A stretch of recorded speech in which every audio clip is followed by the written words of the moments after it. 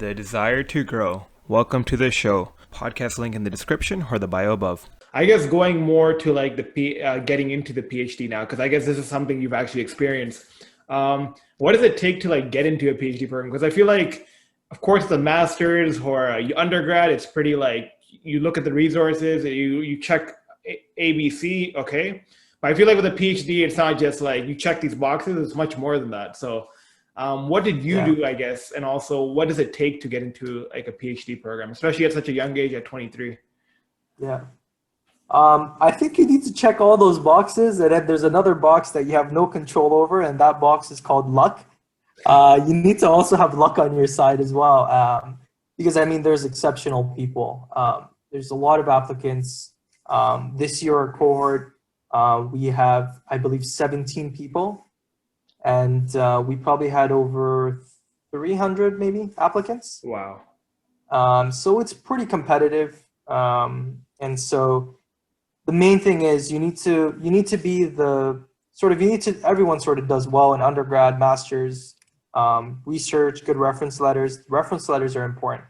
So getting to know your professors and getting them knowing you, that's important. And also, I think having the right resources at an early step. So you need to be able to talk to someone. Like you need to sort of decide you want to do a PhD in like high school. So that you could choose the right courses, in your undergrad and in your master's. But if you want to say, okay, I want to do a PhD when I'm in my master's, it's going to be pretty hard to get into a good school if you don't have the preparations. Because a lot of these PhD programs, they want to know that you're capable of surviving.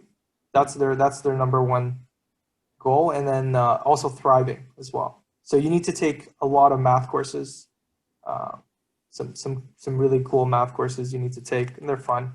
And you need to show that you're willing to learn. That's about it, and then the So rest is luck. yeah, so I do agree, of course, with the courses, right? But I feel like out of those 300, they probably all had the GPA. But how do they go now? Is it like an interview process that they do? Like, how do they know that this is the person? Psychologically, like you said, they have to have the desire to learn. I guess they have to have that mindset, right? It's not just the grades; it's like the interactions, who they are. Was there an interview process, or like what else was there besides, of course, the application? I think the grades are necessary but not sufficient. Yeah.